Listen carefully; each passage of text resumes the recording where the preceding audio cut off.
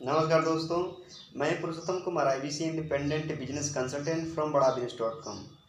बड़ा बिजनेस के business class में आप सबका हार्दिक स्वागत है। आज हम जानेंगे कि बिजनेस को किस तरह से बड़ा किया जाता है और बड़ा बिजनेस करने के क्या स्टेप होते हैं।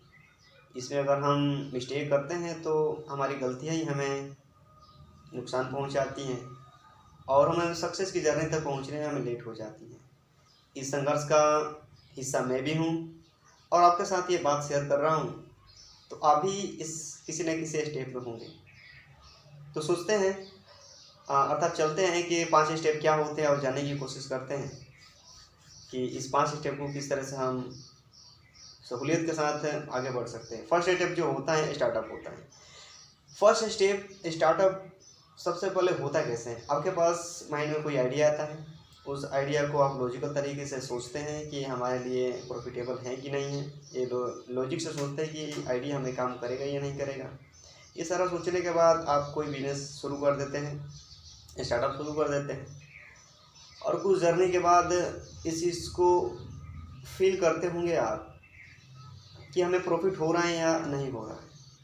वो चीज़ को प्रॉफिट और लॉस की इस्टेब्लिश जब वो तब होती है तो जब आप ये महसूस करने लगते हैं कि मुझे प्रॉफिट हो रही है या हानि हो रही है, तो वहाँ पर आपकी बिजनेस इस्टेब्लिश होना शुरू हो जाता है।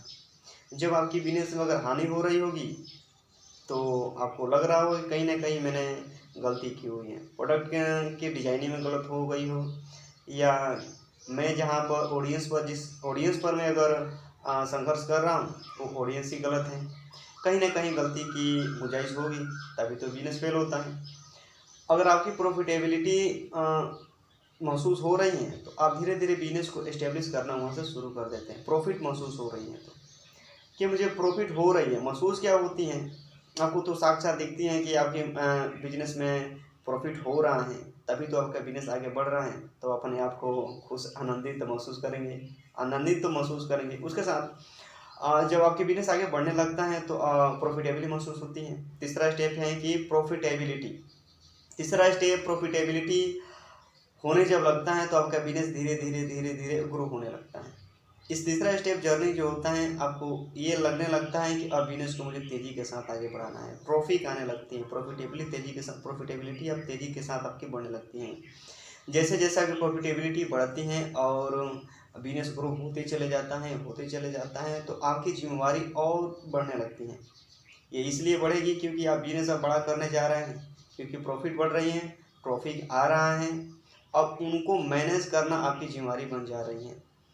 तो इतनी तेज़ी के साथ जब आपकी ट्रॉफिक बढ़ेगी तो बिजनेस को आज के टेक्नोलॉजी के हिसाब से ऑटोमेशन करना जरूरी हो जाता है। तो फर्स्ट स्टेप से लेकर के चौथा स्टेप जो होता है बिजनेस को ऑटोमेशन करना। और जितने भी बड़े बड़े प्लेटफॉर्म हैं, Flipkart, Amazon, big basket, etcetera etcetera, वो सबके सब ई कॉमर्स पर ही बिजनेस चलते हैं। अब बहुत सारे ऐसे बिजनेस हैं जो ई कॉमर्स पर चलते हैं, यानी ऑटोमेशन हो जाते हैं। ऑटोमेशन में ये होता है कि आपको ज़्यादा संघर्ष नहीं करना पड़ता है, वो सारे के सारे ऐसा ही आपका प्रोडक्ट बेचना शुरू हो जाता है। ऑर्डर ऐसा ही आती है, ट्रॉफिक आती है, माल सेल करती हैं और वहाँ पर दिखाई देता है कि इतना ट्रॉफिक आई है, इन्होंने सेल कर दिया, आपको सिर्फ उसको डिलीवरी कर देना होता है। तो बिजनेस को ऑटोमेशन करना जरूरी होता है हमें स्केल अप करने के लिए।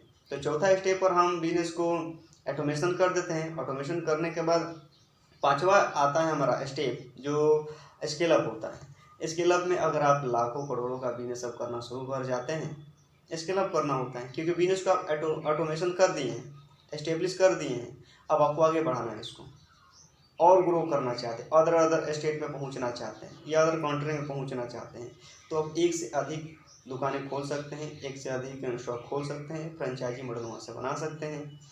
यहाँ की जर्नी हमें तय करनी होती है। इस जर्नी में आप भी होंगे, अब इस जर्नी में मैं भी हूँ। हम चलेंगे सब मिल के, करना है हम सबको तो बड़ा बिजनेस ही ना।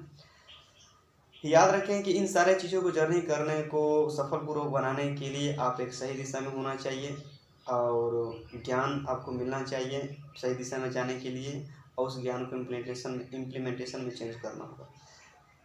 मैं अपने आप को खुश नसीब ये समझता हूँ कि बड़ा बिजनेस के साथ मैं जुड़ा हूँ। ज्ञान हमें सही दिशा में ले जाने के लिए मिलता है और उसको हम संघर्ष बहुत तेज़ी के साथ करते हैं और बड़ा बिजनेस बनाने की एक सपना हम देखते हैं जो हकीकत ज़रूर होगा हर IBC के लिए जो इस पर काम करते हैं।